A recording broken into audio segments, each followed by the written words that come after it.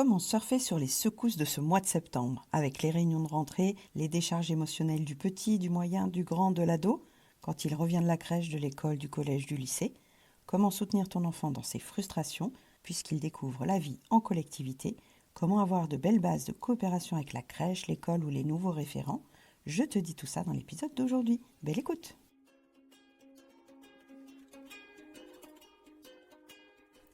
Bonjour, bienvenue sur Les Petits Plus Zen, le podcast pour faciliter et savourer sa vie en famille. Je m'appelle Séverine, je suis facilitatrice en parentalité après avoir été 22 ans professeure des écoles en maternelle REP+.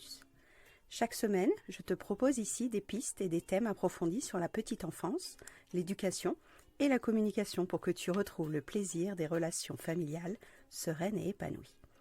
Une de mes missions est de t'aider à mieux comprendre et apaiser les émotions de chacun pour installer un équilibre entre tes besoins personnels et ceux de ta famille et enfin retrouver du temps pour toi. Je te partagerai aussi mon expérience en classe de maternelle, des découvertes apprises en formation et des outils inédits et actionnables facilement que j'ai créés au fil du temps à l'école et à la maison. Pour ne manquer aucun épisode, abonne-toi s'il te plaît sur ton application de podcast préférée et participe généreusement à la diffusion de mon travail en laissant un avis et une note de 5 étoiles. Pour plus de contenu, d'inspiration et de motivation, retrouve-moi aussi sur Instagram, Facebook et Clubhouse sous le nom Les Petits Plus Zen. Sur ce, je te souhaite une belle écoute.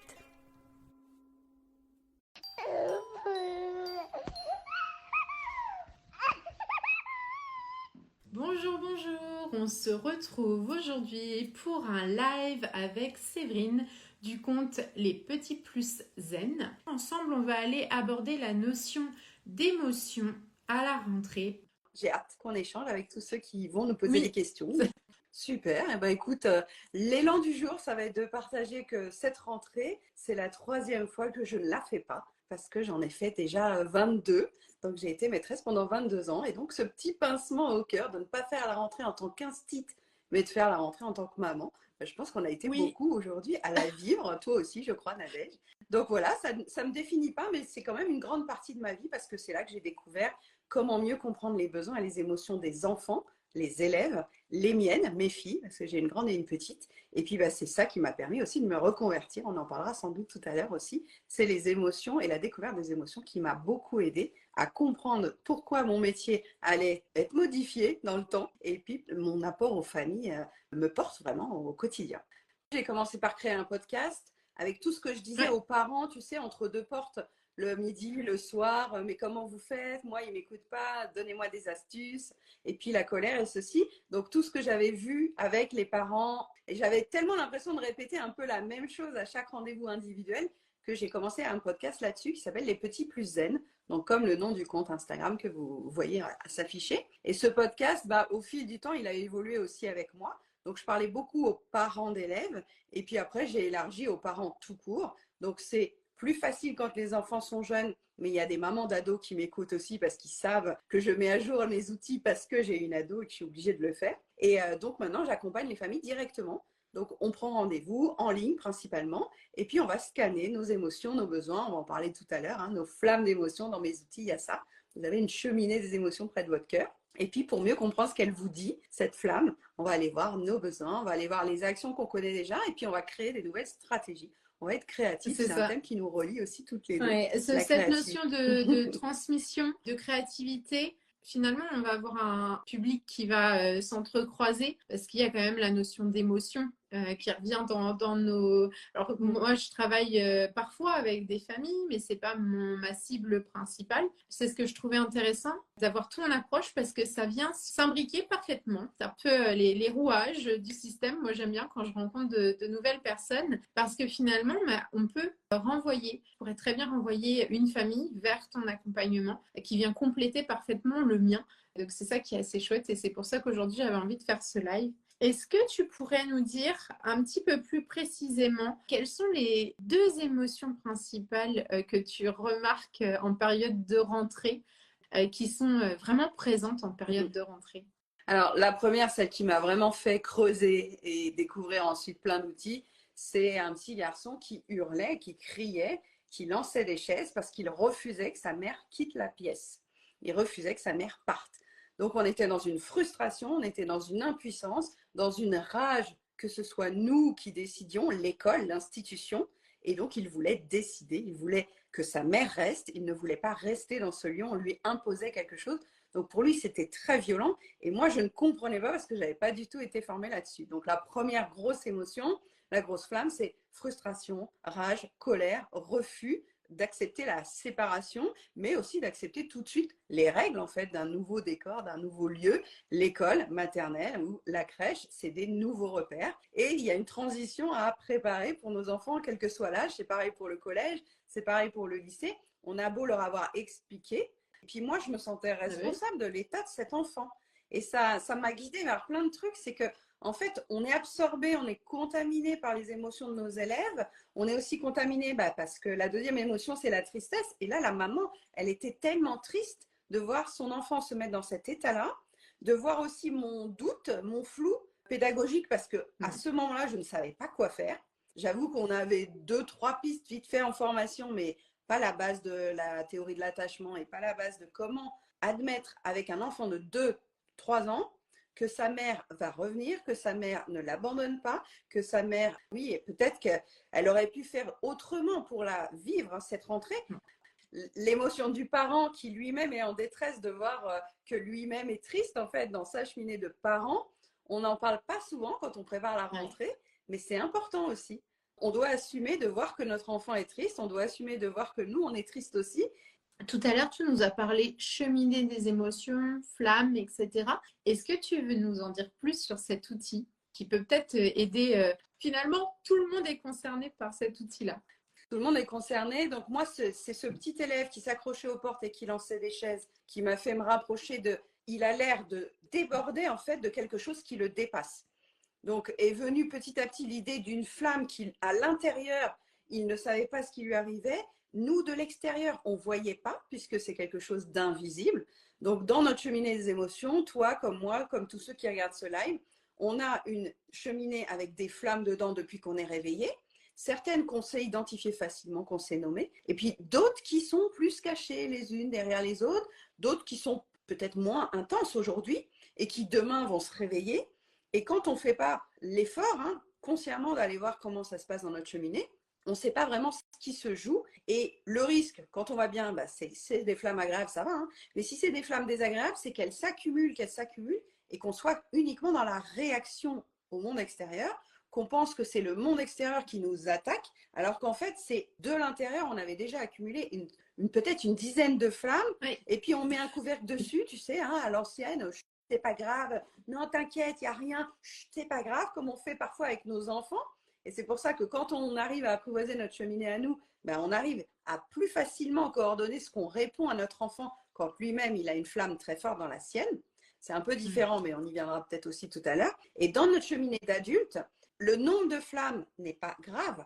Ces flammes, elles sont normales, elles sont légitimes. C'est juste la méthodologie qu'on n'a jamais apprise. Et c'est ça que j'ai créé depuis 5 ans. Alors au début, je disais aux mamans et aux papas de mon bureau, dans ma classe, comment faire avec les flammes de leurs enfants. Et puis très vite, on en est venu à parler des flammes des parents en eux-mêmes, qui eux-mêmes étaient un peu démunis, qui avaient un peu peur, qui ne comprenaient pas le comportement de leurs enfants. Et comme on a mis en place un décodage avec les besoins, les émotions, les besoins, les émotions, votre enfant, il fait ça, c'est parce qu'il a besoin de ça. Vous, vous faites ça parce que vous avez besoin de ça. Quand vous criez sur lui, quand il fait ça, ça n'a rien à voir l'un avec l'autre. Donc, il faut vraiment décorréler, étanchéifier, je dis, les cheminées de chacun. Donc, ce qui se passe dans la cheminée de notre enfant a une légitimité, une raison, parce que des besoins clignotaient sur son arc-en-ciel de besoins, qui est un autre des outils. Et nous, pareil, si on réagit à la tristesse de notre enfant, si on réagit à la colère de notre enfant, ça parle de nous, de nos valeurs, de nos besoins et aussi de notre expérience vis-à-vis de la séparation, de la rentrée. On peut facilement dire qu'une maman qui a mal vécu sa propre rentrée en maternelle il y a 25 ans, elle aura une petite braise dans sa cheminée au moment d'accompagner à son tour son premier enfant et de le laisser. Il y a des choses qui remontent, il y a des cicatrices, il y a des braises. Donc tous ces outils-là, vous voyez un peu l'écosystème, les flammes, les émotions, les braises, la cheminée. Qu'on le veuille ou non, ça arrive. Donc soit on remet un couvercle dessus et on se dit « je verrai ça plus tard quand je serai prête », soit on se fait un petit épuisement pro ou perso ou familial ou un burn-out au boulot et puis on voit qu'on est obligé de mettre la tête dedans. Donc, que ce soit tes outils à toi, que ce soit mes outils à moi, quand on est prêt, ça va super vite. Moi, j'ai des clientes, en 6 mois, elles avaient changé complètement de vie. Elles n'en voulaient plus à leur mec, elles n'en voulaient plus à leur enfant, elles reprenaient leur vie en main. Et c'est beau à voir parce qu'on reprend la responsabilité. Et finalement, c'est ça aussi, c'est de se dire, tout ce que tu te permets pas de laisser s'exprimer, ça s'imprime à l'intérieur, ça s'installe et ça prend de plus en plus de place. Comme tu dis, en fait, c'est l'intensité de la flamme finalement. La colère, elle est légitime, elle a le droit d'exister. Après, c'est dans l'expression, parce qu'on a souvent l'impression qu'exprimer sa colère, ça veut dire je vais tout casser autour de moi, je vais hurler sur tout le monde. Et finalement, il va y avoir ça. Ça va être de revenir travailler sur comment j'exprime mon émotion, qu'est-ce que j'en fais, comment je la rends pas forcément agréable, parce que la tristesse, la colère, ça peut être agréable, mais tolérable. Moi, il y a vraiment cette notion de voilà, comment elle peut s'exprimer de façon à ce que je sois OK qu'elle vienne. Mais la maman, tu vois, qui était démunie face à son enfant qui pleurait, qui criait, qui lançait des chaises, j'ai senti qu'elle avait besoin d'abord de comprendre. Tu vois, c'était sur sa rayure de sens, c'était sur sa rayure de cohérence, de logique. Donc, on a posé des mots sur pourquoi son enfant avait choisi cette stratégie-là. Et comme tu dis, on pourrait avoir d'autres comportements et d'autres actions possibles pour répondre, pour nourrir ce besoin, pour exprimer ce qui se passe dans notre cheminée. Mais un enfant de 2, 3, 4 ans, il a une immaturité impossible à voilà, faire des petites colonnes avec les bénéfices, les inconvénients. Impossible pour eux. Déjà, nous, adultes, on ne prend pas toujours le temps de le faire, mais lui, ça ne va pas dans sa cheminée. Première réaction, bah, je vais balancer une chaise ou je vais taper un copain ou je vais mordre. Parce que j'ai aussi beaucoup de clients qui me disent mais mon enfant il est méchant, il mord. Je fais ah non pas du tout, non, ça n'a rien à voir. Mordre, c'est pas être méchant. C'est ça. Mordre, c'est une réaction, c'est un comportement qui exprime d'une façon maladroite, d'une façon tragique, on dit en CNV, mais malheureusement l'enfant, dans son immaturité, pour l'instant, il exprime ses émotions avec un tout petit bagage. Et notre boulot d'éducateur, notre boulot d'enseignant, notre boulot de parent et même d'animateur, c'est de lui construire un éventail de stratégies pour que chacun de ses besoins, il ait au moins 4, 8, 10 façons de les satisfaire sans impacter, si possible, le reste du groupe ou de sa famille. Mais ça, c'est en deuxième temps. Déjà que lui, il ait des ressources en lui. Parce qu'on voit des adultes, je pense que chez toi aussi, qui ne savent absolument pas gérer 10 minutes d'attente ou une place de parking qui est prise devant lui et qui eux-mêmes ont une flamme. Mais cette impression que c'est leur vie qui se joue parce qu'il y a quelqu'un qui leur a fait une queue de poisson. Et en fait, c'est ça. C'est comment on revient et qu'est-ce que ça exprime, quel est le message derrière. Est-ce que c'est lié à une situation qu'on a vécue? Ça peut très bien être un accident de la route, finalement. Et finalement, c'est cette peur qui revient. Tous les gens qui ont des enfants qui mordent, il faut savoir que mordre, c'est rentrer en contact, c'est rentrer en relation. Alors, pour un adulte, nous, on met tout de suite mordre dans comportement inadapté. Alors, tous les comportements inadaptés, je les décode un peu dans l'épisode 67. Mais là, mordre, c'est entrer en contact, c'est exprimer peut-être que l'espace autour de lui, ça ne va pas, l'enfant était trop près. Donc, au lieu de lui dire, peux-tu te pousser s'il te plaît? Évidemment, à 19 mois, impossible de dire ça. Donc, il va mordre, taper ou pousser pour exprimer qu'il y a un inconfort, qu'il a une flamme. Maintenant, si l'adulte est là et peut décoder, poser des mots, expliquer « Ah, tu te sens un petit peu trop dépassé, là, il y a trop de bruit autour de toi, tu veux faire un jeu plus calme ?» Et on lui dit « Au lieu de mordre, viens, on va changer d'activité. » Ou « Au lieu de mordre, tu peux dire non avec le doigt. » Et une fois de plus, on va lui donner d'autres comportements et d'autres stratégies.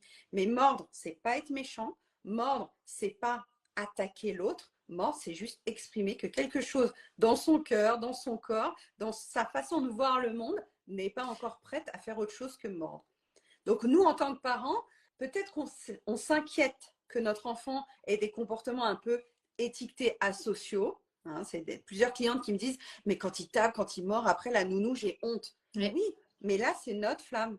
C'est notre flamme à aller voir. Et c'est deux choses différentes. Notre enfant, il a une flamme d'inconfort et il mord, ou il tape, ou il pousse, ou il crie. Par contre, si je lui apprends à décoder sa flamme, si je lui apprends à mettre des actions en place quand il va pas bien, quand il est saturé, quand il y a quelqu'un qui l'embête, ensuite, moi, je me sentirai aussi mieux parce que je verrai que son comportement n'est pas lié à l'éducation que je lui ai donnée, que je ne suis pas une mauvaise mère, que ce n'est pas un enfant qui va mal tourner. C'est juste que je risque d'avoir honte si je me raconte que ce qu'il fait est mal. Non, ce qu'il fait est dans son développement. Ce qu'il fait, en ce moment, il ne sait pas encore faire autre chose. Mais il est sur le chemin. À 19 mois, on est au milieu de sa maturité, de comprendre que c'est lui qui a un impact sur le monde. Et pas encore à se dire que l'autre a mal. Ça aussi, c'est difficile à 19 mois. Nous, quand on dit « Ah, mais tu l'as mordu, tu as fait exprès, tu lui as fait mal », non, ça, c'est une conséquence de son action. Il n'est pas encore capable de voir que l'autre a mal. Mais plus on va lui expliciter, plus on va lui dire, plus on va diffuser en fait ce que c'est l'empathie. C'est hyper abstrait l'empathie. Nous, en tant qu'adultes, déjà, on n'arrive pas bien à l'expliquer, mais un enfant de maternelle, même un enfant de CP, des fois, il fait ce qu'il a envie, il nourrit ses besoins, et puis l'autre, tant pis, des fois, il y a une conséquence sur le copain en face. Oh ouais, zut, alors, ça l'embête, lui, si je crie partout pendant 25 minutes. Oui, un peu. Si ta voisine, elle a un peu marre de tes enfants qui crient 25 minutes, donc tu vas lui expliquer que la voisine, elle aime aussi avoir du calme. Donc s'il veut crier, eh ben, on va en forêt. S'il veut crier, on se met dans un endroit où on dérangera personne, etc. Mais on varie les actions possibles au lieu de lui dire ton émotion n'est pas valable, au lieu de dire ce que tu fais est mal, et au lieu de dire non, tu n'aurais pas dû. C'est pas tu n'aurais pas dû, on va pas le culpabiliser en plus de mal faire. On va pas lui dire ce que tu fais c'est mal. Non, on est là pour enseigner, on n'est pas là pour juger. Et c'est une posture qu'on apprend à faire quand on s'intéresse à la communication bienveillante, empathique, non violente, tout ça. Mais nous, en tant qu'adultes, ça nous demande pas mal d'introspection et de recul pour ne pas se laisser directement contaminer par la honte, la peur, la colère, la frustration ou le doute et de se dire mon enfant mort, je suis une mauvaise mère. C'est ça. Oula, C'est souvent ce qu'on nous renvoie en même temps. On nous renvoie qu'on est responsable du comportement de nos enfants. Mais les enfants sont en apprentissage. En tant que parents, on est en apprentissage. Donc forcément, c'est voué à évoluer. Et il y a des fois des réactions. Je sais que en plus, mordre, c'est quand même quelque chose d'assez de l'instinct animal. Il y a ce côté défense. Et normalement, quand on est adulte, on n'en colle pas une au serveur parce que ça ne nous plaît pas. Donc, parce qu'en fait, on a un contrôle inhibiteur, nous, dans nos fonctions exécutives, alors que l'enfant, pas encore. Et l'enfant, tout son rôle, c'est de comprendre que ça, c'est accepté dans la société et ça, c'est moins accepté, qu'il y a d'autres façons de faire quand on veut s'exprimer. Donc, ce qu'on dit aux enfants de petite section qui ont des comportements un peu brutaux, comme ça, violents, c'est que plus il aura de langage, plus il aura de mots, plus il aura diversifié et plus il sera aussi compris. Parce qu'il y a quand même quelque chose qu'il faut dire, c'est quand un enfant arrive dans un groupe, et là on parle des émotions de rentrée, il y a quand même une inquiétude de est-ce qu'on va me comprendre, est-ce qu'on va me regarder, est-ce qu'on va m'accepter dans le club. Il y a un besoin d'appartenance. Et si l'enfant ne sent pas tout ça, il pourrait aussi se rétracter et se dire on ne me comprend pas, on ne me demande pas mon avis. Et il pourrait, au lieu de ne rien faire, aussi attaquer. Le système nerveux, il a plusieurs façons de se défendre. Soit il fuit, soit il reste sidéré, soit il attaque. Donc un enfant qui attaque, c'est aussi un enfant qui a un doute sur est-ce que je suis inclus dans ce groupe? Est-ce qu'on m'a reconnu? Est-ce que la maîtresse est venue me parler? Est-ce que plein de petits détails en fait. Donc ce soir, quand ils vont sortir de l'école, vos enfants, au lieu de lui dire qu'est-ce qui s'est passé, tu as passé une bonne journée, vous pouvez lui dire est-ce que quelqu'un est venu te parler? Est-ce que tu as joué avec quelqu'un? Juste pour montrer qu'on s'est intéressé à lui, probablement. Il a tissé des liens, probablement. Ouais, quand on est parent, on s'inquiète du scolaire, mais honnêtement, les 2 premières semaines, le plus important, c'est est-ce qu'il trouve sa place dans ce groupe et est-ce qu'il se sent bien à l'idée d'être à la fois différent, parce que ça, c'est nouveau peut-être pour lui, de se sentir différent, et à la fois, il a des pairs, il a des semblables, il a des choses qui le rejoignent. Peut-être qu'il a retrouvé quelqu'un qu'il n'avait pas vu depuis 2 ans, parce qu'il y a un métissage des classes, des groupes, des centres de loisirs. Et voilà, de la nouveauté, de l'excitation. Et par contre, peut-être qu'il est avec celui avec qui il s'est disputé l'année dernière. Et ça, c'est tout autant de flammes à déblayer ce soir, à évoquer ce soir. Qu'est-ce que tu as eu comme bon moment? Qu'est-ce que tu as eu comme moment un peu moins bien? C'est que souvent, on demande comment s'est passée ta journée. L'enfant, il ne sait pas quoi répondre. Et ça peut être sympa de vraiment, comme tu l'as dit, c'était quoi le meilleur moment de ta journée? Est-ce qu'à un moment donné, vous avez ri ensemble? Est-ce que quelqu'un a fait quelque chose que toi, tu n'aurais pas osé faire? vraiment d'orienter les questions de façon à ce qu'ils puissent répondre. Parce que qu'est-ce que tu as fait de ta journée? Nous, quand on rentre du travail, si on nous pose cette question-là, mais qu'est-ce que j'ai fait de ma journée? Plein de trucs, quoi. Mais je ne peux pas tout te raconter d'un coup par quoi je commence. Et finalement, ben, l'enfant, il ne sait pas quoi dire. Passer par l'émotion. En 1 heure, il est C'est peut-être ça. déjà passé par 18 flammes Ouais. différentes. Et ça, il s'en rappellera plus parce qu'au moment où il est passé au self, il n'y avait plus de pâtes. Au moment où il a voulu aller aux toilettes, c'était fermé. Enfin, tout ça, c'est dès la frustration. Mais voilà, entre-temps, il s'est passé des belles choses. Ils ont fait une poésie sympa. Au cours de musique, c'était génial. La prof, elle était trop motivée. En plus, il a eu le temps de se mettre avec sa copine pendant la récré. Enfin bref, il s'est passé Et des puis, millions de choses dans la il journée y a ce truc d'aujourd'hui. aussi de se dire que Et l'enfant, quand il revient le soir, on a envie de tout savoir. On aurait eu envie d'être une petite souris pour tout savoir. Mais des fois, ils sont juste fatigués et ils ont juste envie qu'on leur fiche la paix. À partir du moment où on leur demande comment tu te sens encore en forme, de quoi tu as envie maintenant, est-ce que tu veux plutôt qu'on prenne un petit goûter ou tu as envie de te poser dans le canapé? Voilà, ils vont nous parler plus tard quand ce sera le bon moment pour eux. Mais c'est vrai que c'est hyper frustrant, je sais, en tant que parent. Au niveau de ses émotions, comme tu disais tout à l'heure, ben, s'il y a déjà plein de trucs qui se mélangent, il ne va pas avoir envie d'aller en rajouter d'autres. Peut-être qu'il aura envie d'être tranquille. Et en tant que parent, oui, on se dit, mais c'est pas normal, mon enfant, il bouge pas. Parce que nous, on a cette habitude de, pour montrer qu'on va bien, il faut qu'on soit actif. oui, d'autant que sur un groupe comme ça, entre 24, 28, ça dépend des villes, mais des fois ils sont 30. L'intérêt de l'enseignant, soyons clairs, c'est plutôt d'avoir une classe uniforme.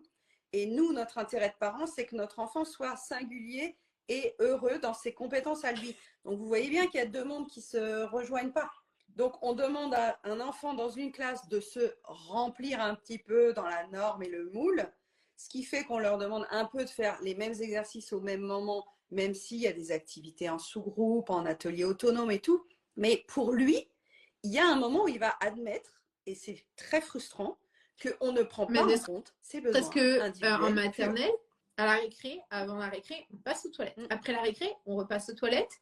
Avant le repas, on repasse aux toilettes. Et c'est-à-dire que moi, il y a des enfants qui disent, mais moi, C'est je ne veux pas y aller, cadencé. j'ai pas envie. C'est l'heure de la sieste. L'heure de la sieste, bah, il y en a, c'est pas le moment.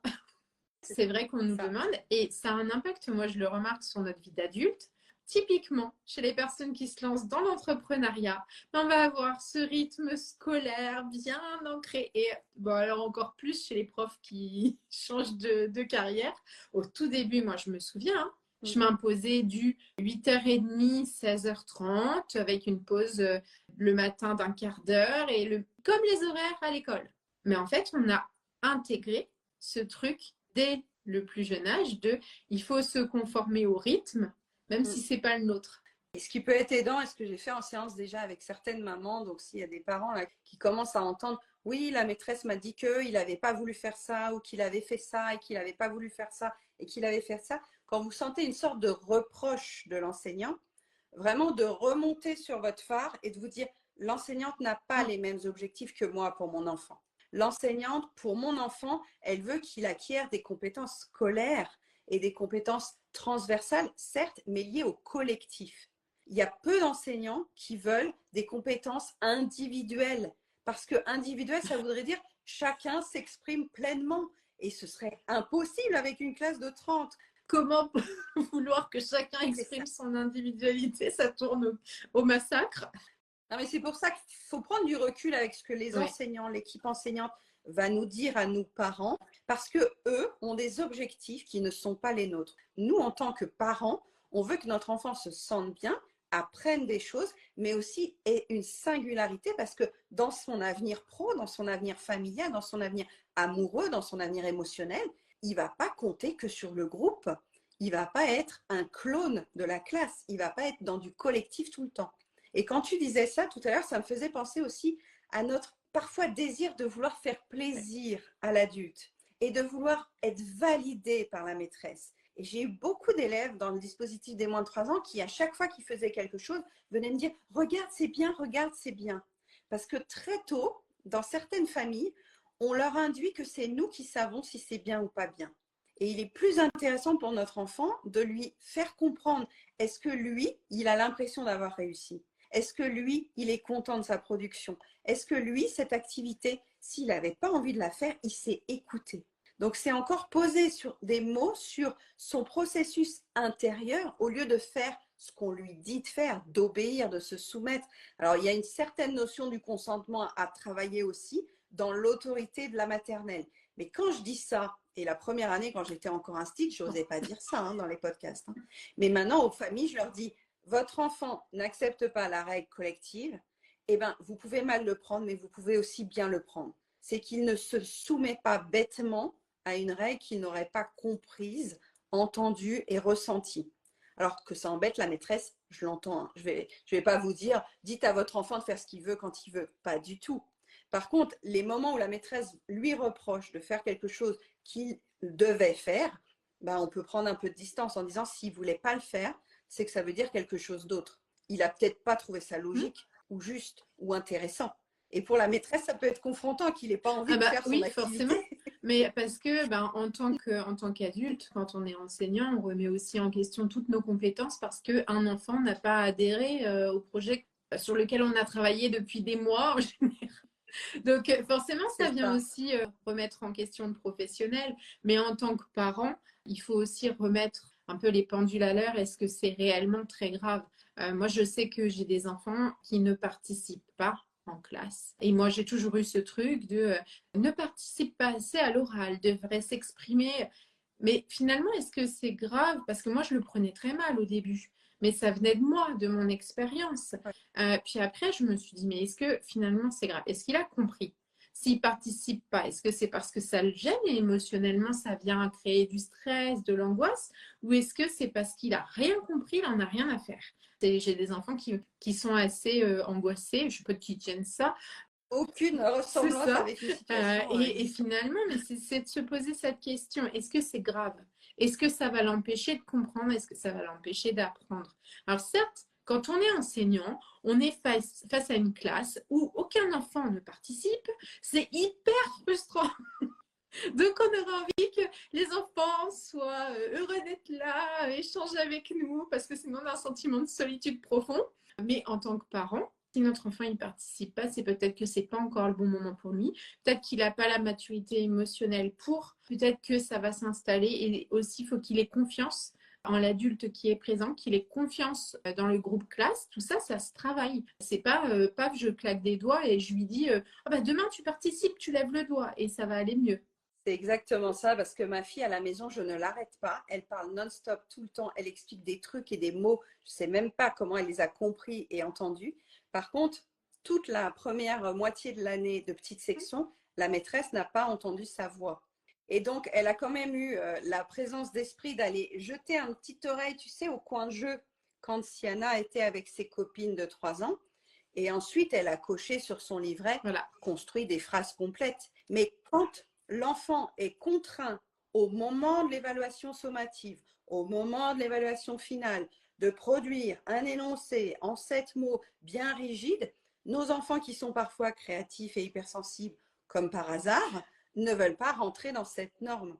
Et ma fille ne parle pas, et je pense que sa première journée aujourd'hui, ce soir, on pourrait me dire qu'elle n'a pas parlé, je ne serais pas étonnée. Mais tu dis très bien, une des fonctions du langage, c'est pas forcément de ramener tout ce qu'on sait, c'est de poser des questions s'il nous manque une info. Est-ce qu'on a besoin de parler quand on a tout compris? Moi, quand j'ai tout compris, des fois, je ne parle pas. Hein. Et par contre, la maîtresse, elle veut cocher sur sa grille, c'est répondre à ma question. Mais l'enfant, il a compris.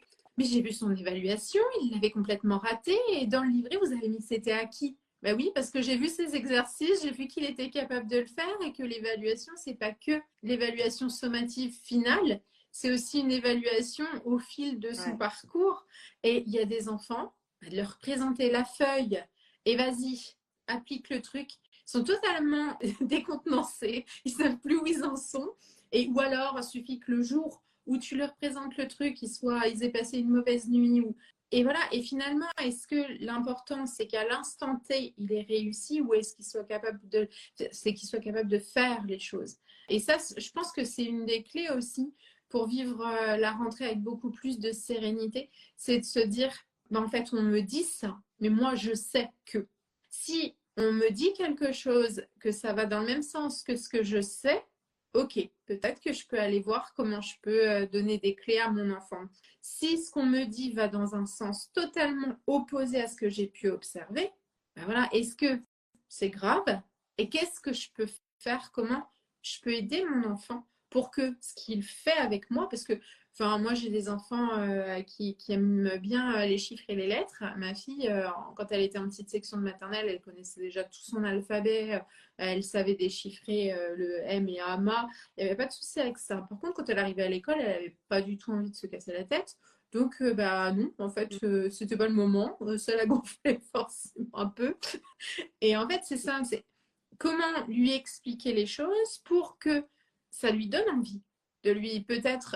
Des fois, il peut y avoir ben regarde, je sais pas, mais moi, j'aimais pas faire comme ça. Peut-être que tu aimerais faire comme ça, comme moi je faisais. Lui donner un crayon qui soit joli, parce qu'il y a des lettres à former, mais ça les gonfle, sérieusement. Mais en même temps, c'est pas drôle quand on sait déjà écrire des lettres pour qu'on va les recommencer pendant 10 lignes.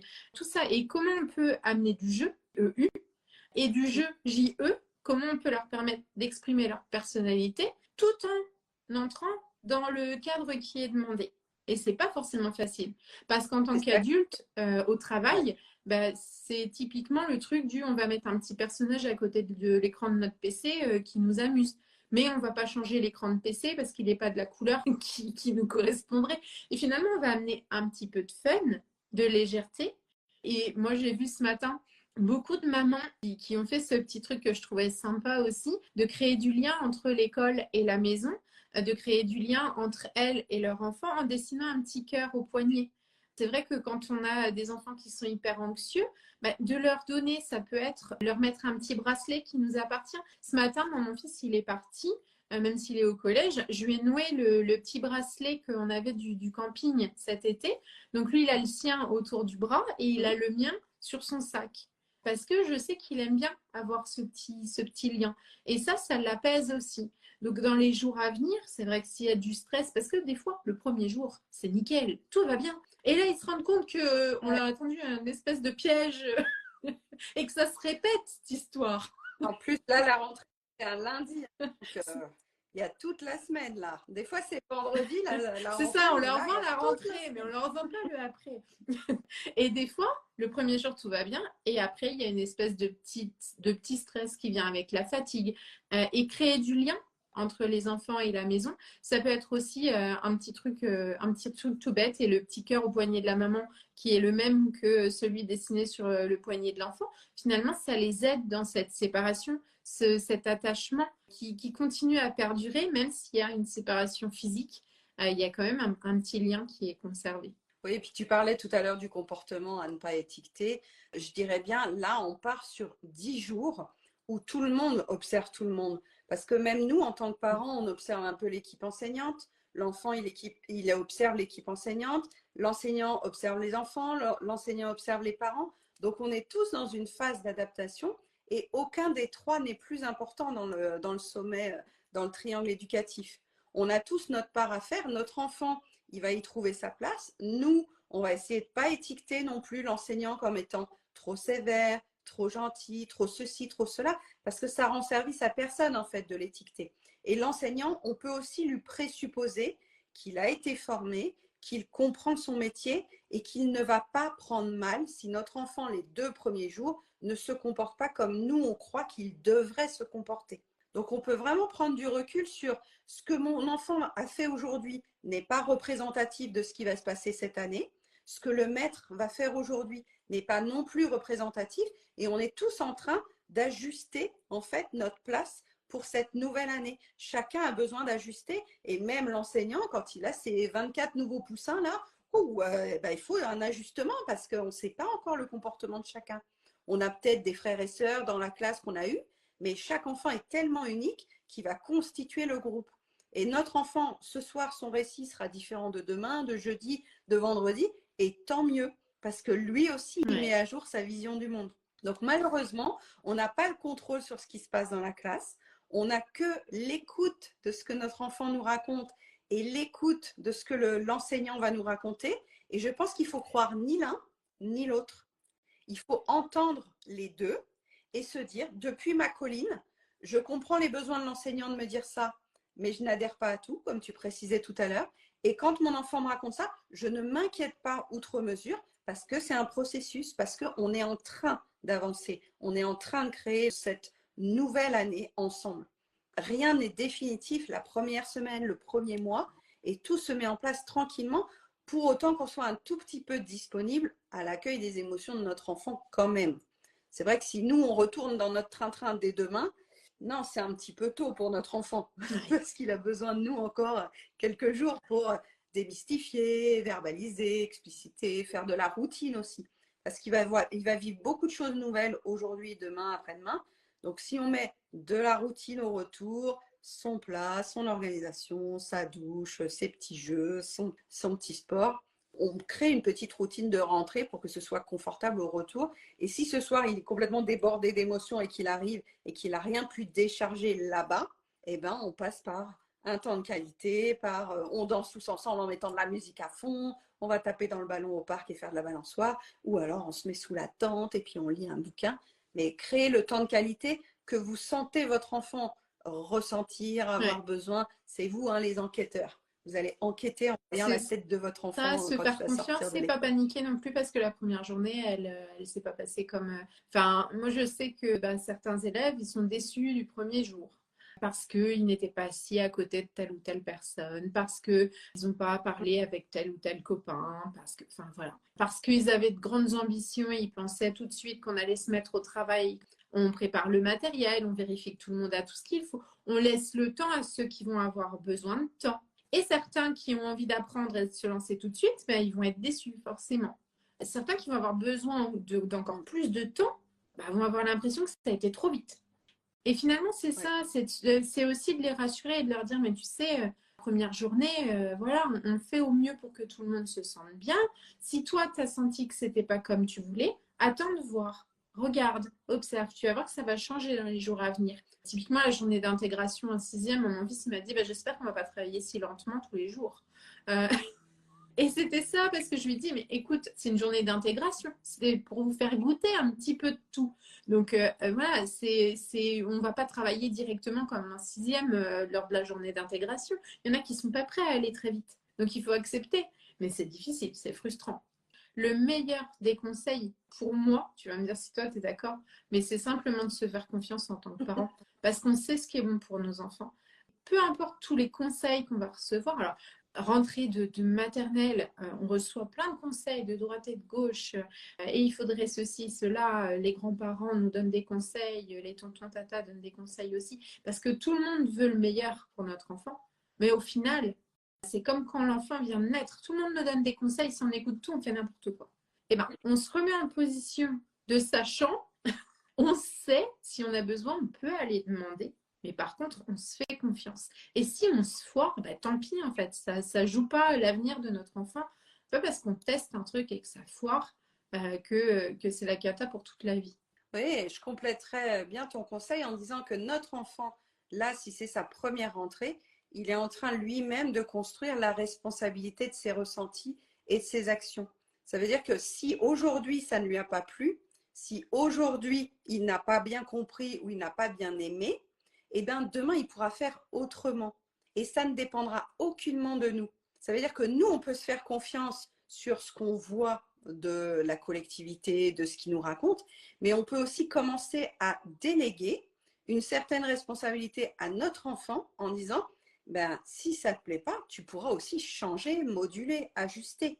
Et ça aide aussi pour les situations un peu plus dramatiques, critiques, du genre où s'il ne sait jamais comment réagir et qu'il nous demande toujours comment faire, quand il sera confronté à quelque chose de dur, il va toujours s'en référer encore à un autre adulte que lui. Donc, donnons-lui ce pouvoir très tôt en disant, ah, il y a quelqu'un qui t'a embêté aujourd'hui. D'accord, explique-moi. Et qu'est-ce que tu aurais pu faire d'autre? Qu'est-ce que tu aurais envie d'essayer? Comment tu t'es senti?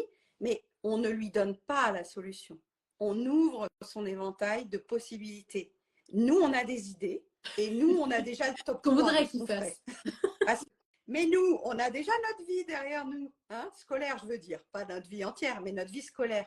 Et en fait, tout ce qu'on a compris sur la scolarité, le groupe, l'appartenance, les rivalités, les jalousies, mais on l'a construit.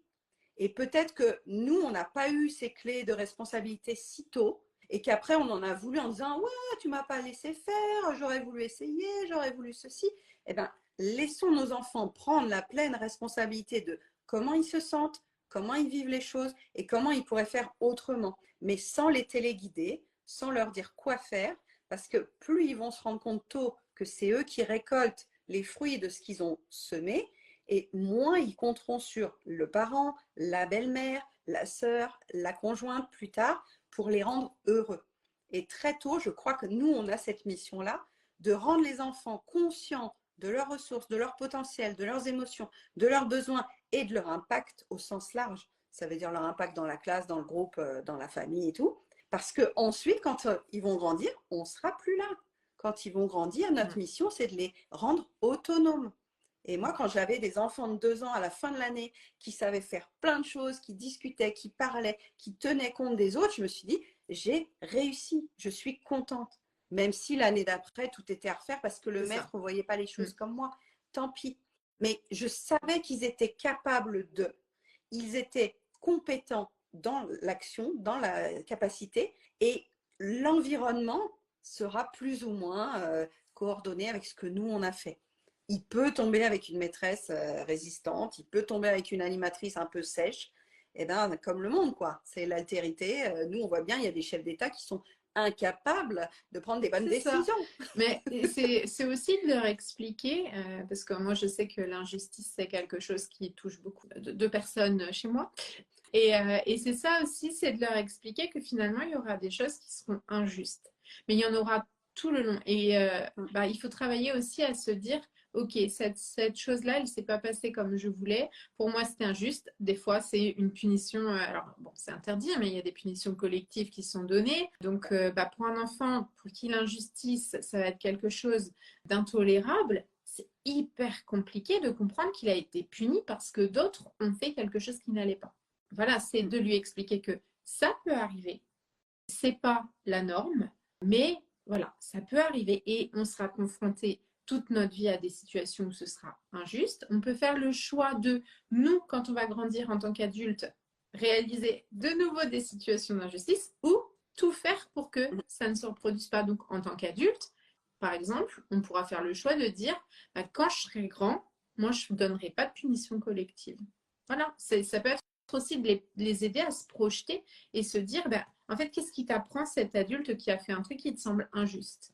Comment toi, tu vas pouvoir t'en servir pour grandir?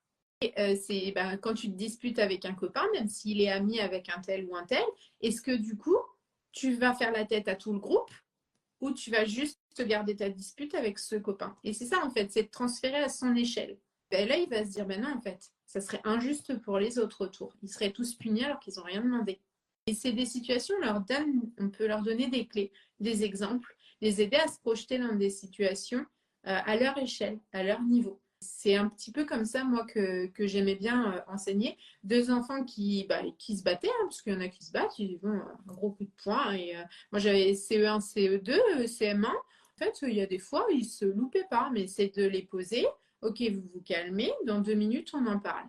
Je parle avec un, je parle avec l'autre. Et tu écoutes ce que l'autre il a à dire, tu prends le temps d'écouter, même si tu n'es pas d'accord. Tu auras la parole, chacun son temps de parole, mais il y a une notion de respect, on écoute.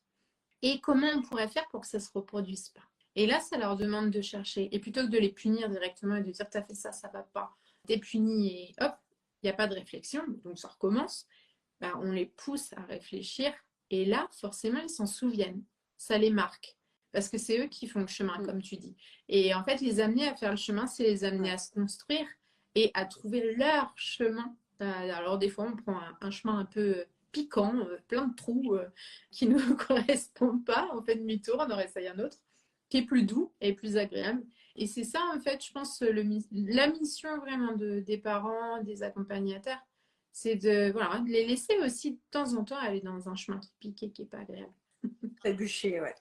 On ne va pas les empêcher de trébucher plus tard. Et ça me rappelle un exercice qu'on faisait en atelier de philosophie en maternelle, c'est de leur dire, vous savez, quand vous faites votre liste d'anniversaire ou quand vous faites votre liste de Noël, eh bien vous, pour vous, ça paraît évident, tout ce que vous allez mettre sur votre liste, alors que quelqu'un d'autre va mettre complètement des choses différentes. Et ça, c'est très précis pour l'altérité. Ils le font des fois dans la famille parce que le petit frère ne veut pas les mêmes choses que la grande sœur. Mais là, c'est décuplé au monde extérieur. Et si on leur dit que la maîtresse, sur sa liste de choses qu'elle veut, eh ben, ce n'est pas du tout les mêmes choses que toi en tant qu'enfant. Elle, quand elle s'est levée le matin et quand elle a préparé sa classe, sur sa liste de cadeaux d'anniversaire, elle voulait ça, ça, ça, ça, ça. Notamment du calme, notamment que tu fasses ton exercice, notamment que ça se passe bien en récré. Ça, c'était ses vœux à elle, ses projets à elle. Et toi, tu as tes vœux et tes projets. Des fois, ça s'emboîte comme un puzzle et des fois, ça s'emboîte pas du tout. Et tu n'es pas responsable de la liste de vœux de la maîtresse.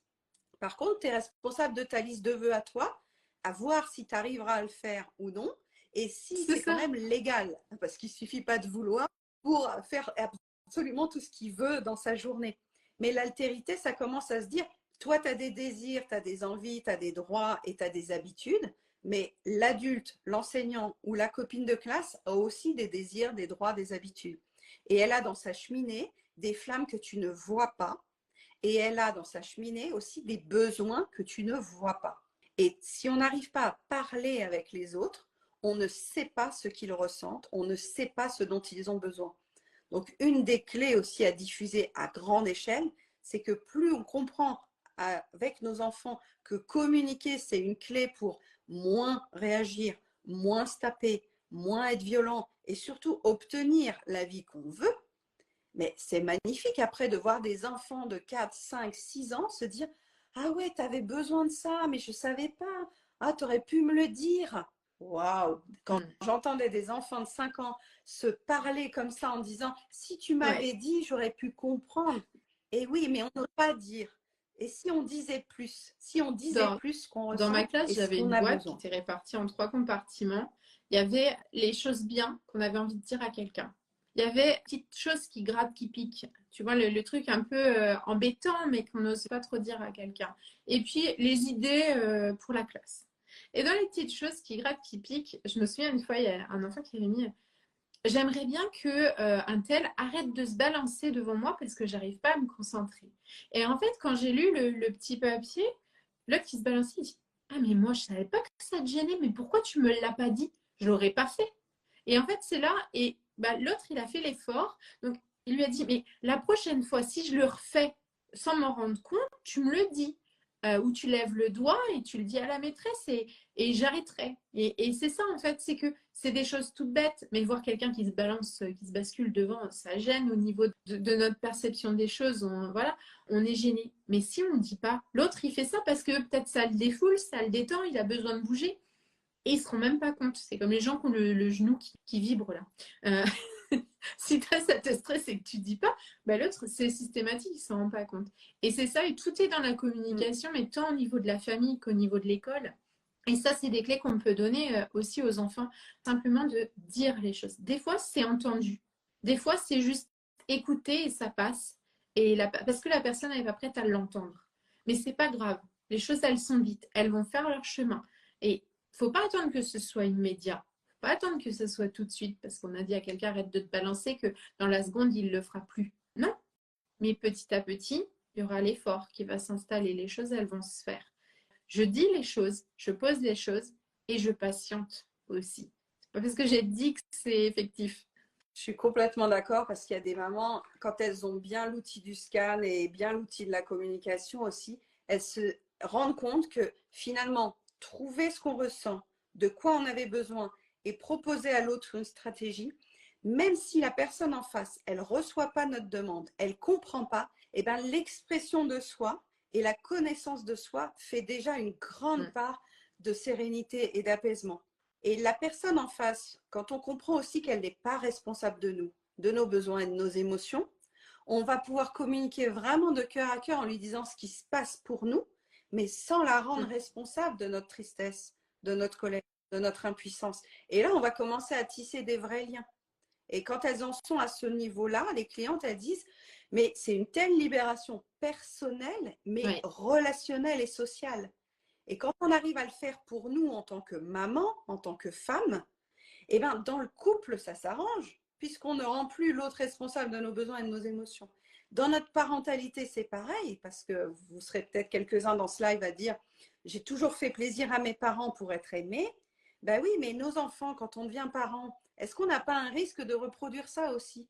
De vouloir faire que des choses pour qu'ils nous aiment et que des choses pour qui nous renvoient l'amour que nous, on n'a pas forcément eu. Et il y a des choses à casser et vers la génération d'avant et vers la génération d'après, qui est mon enfant n'est pas là pour me faire plaisir et je ne suis pas là pour faire plaisir à mon enfant.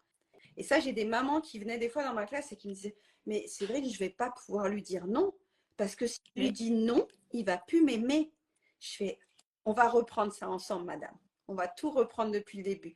Votre enfant, il va vous aimer et il va vous aimer même quand vous allez dire non. Et il va vous aimer même quand vous êtes fâché, si vous arrivez à lui dire c'est pas contre toi que je suis fâché, c'est parce que ce comportement, ce résultat, cette conséquence vient, moi, me secouer dans mes flammes, dans mes émotions, dans mes besoins, dans mon présent. D'accompagner en fait le comportement de notre enfant pour qu'il ne se sente pas responsable de nos émotions et de nos besoins. J'insiste encore sur votre enfant est en colère, votre enfant n'est pas la colère. C'est pas parce qu'un enfant se met en colère qu'on doit, tu sais, on a ce truc d'étiquette. Oh, il est colérique. Et paf, on lui a collé le truc, donc l'enfant devient la colère. Et systématiquement, mais on va s'attendre à ce qui corresponde à l'étiquette. Donc inconsciemment, dès qu'il va se mettre en colère, on va rien chercher parce qu'on va se dire, bah oui, c'est normal, c'est lui, il est comme ça, il se met en colère. Ben non, en fait. Il exprime quelque chose. Il est en colère, il exprime un besoin, il exprime un message. À nous d'essayer de le comprendre, à lui d'essayer de le comprendre aussi et de voir que la colère, on n'est pas censé l'exprimer comme tu disais tout à l'heure en tapant des pieds, en jetant des trucs. Moi, dans ma classe, j'avais le coussin de la colère. Les enfants, ils adoraient. C'était un coussin pet shop. En plus, alors, les garçons étaient contents de taper un truc rose avec un petit chien un peu nunuche dessus. C'était leur truc. Et en fait, quand ils étaient en colère, ils savaient. Ils disaient, est-ce que je peux aller taper le coussin de la colère pour me défouler? Et finalement, c'était ça. C'était, ben voilà, t'as pas le droit de taper quelqu'un parce que tu es en colère. T'as pas le droit de te faire du mal non plus. Mais tu as le droit d'aller te défouler sur le coussin de la colère si ça te fait plaisir. Tu as le droit d'aller crier dedans si ça te fait plaisir. Tu peux attraper une feuille et gribouiller autant que tu veux si ça te fait plaisir. Parce que ça ne te fait pas de mal, ça fait de mal à personne et ça permet d'apaiser les choses et de te calmer à l'intérieur pour pouvoir dire après pourquoi la colère elle s'est réveillée. Qu'est-ce qui a fait qu'elle s'est réveillée? De quoi tu as besoin? Et c'est vrai que y a ce truc de se dire il y a plein d'outils. Maintenant, il faut aussi que nous, on arrive à pas se mettre en colère quand notre enfant est en colère pour pouvoir lui proposer une issue si jamais il n'en trouve pas tout seul.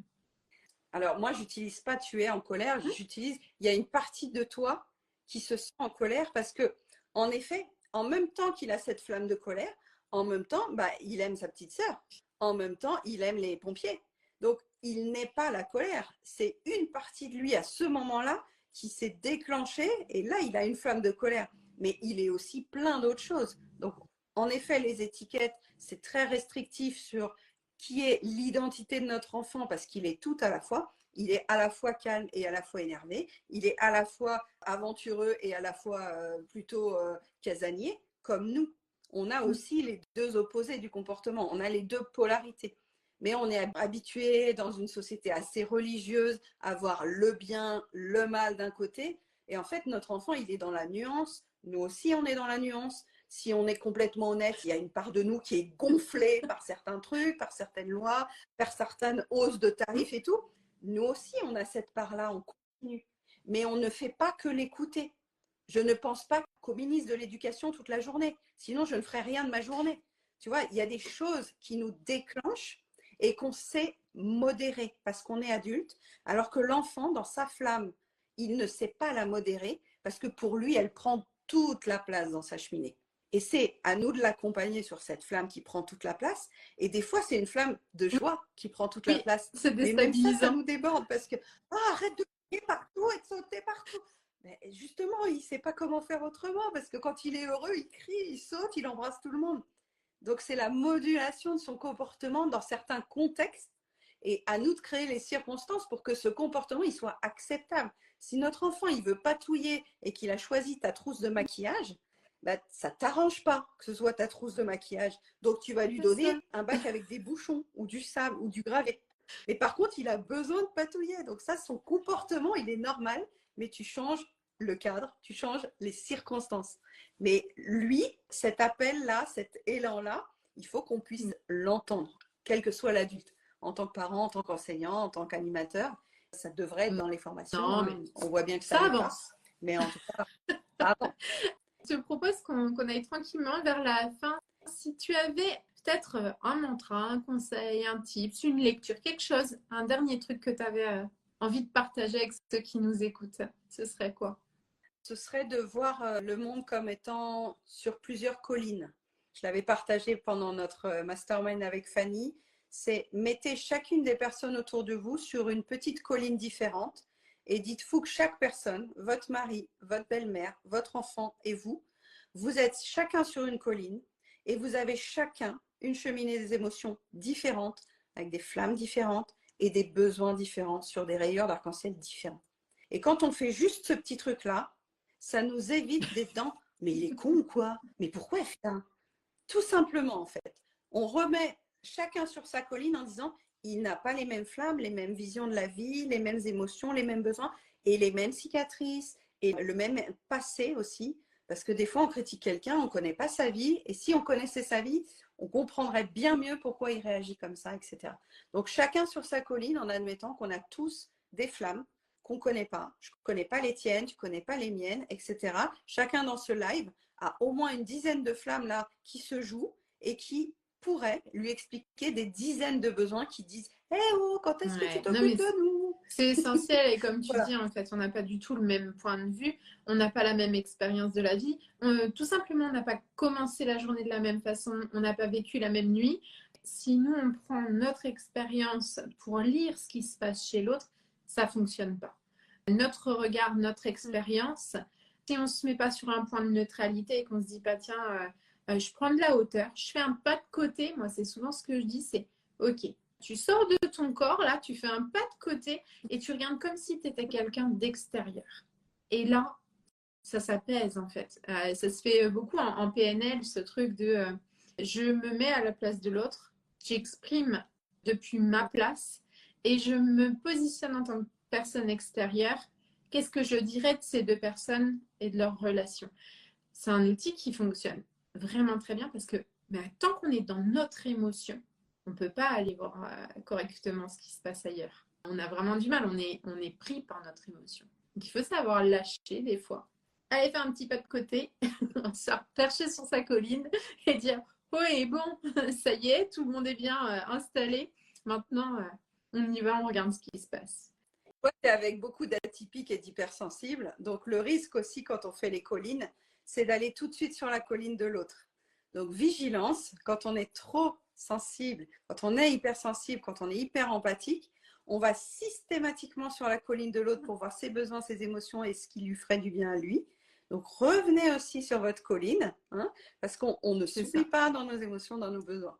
Donc, c'est un outil qui est très précieux, mais quand on est sensible, pensez quand même à rester aussi sur votre colline et ne pas se faire emprisonner par ce syndrome du sauveur qui revient beaucoup chez les hypersensibles parce que simplement il y a aussi cette empathie qui vient et comme on a cette hyper-empathie, on prend les émotions de l'autre, on a envie de se dépêcher de l'aider à aller mieux parce que quand il va mieux, on se sent mieux. Et finalement, c'est là le piège, c'est qu'on veut toujours être dans l'aide de l'autre et on n'écoute plus ce qui nous appartient à nous. On écoute uniquement ce qui se passe à l'extérieur pour aller guérir, pour aller sauver. On va sauver le monde, mais il ne faut pas s'oublier en cours de route. Parce que la première personne à sauver, c'est nous. Sinon, on ne peut pas prendre soin des autres. Maladroite, en fait. D'aider tout le monde à l'extérieur pour nous sentir mieux à l'intérieur. On l'a fait, on le fera peut-être ponctuellement, mais que ce ne soit pas un mode de vie classique, parce que c'est un mode de vie qui est complètement épuisant.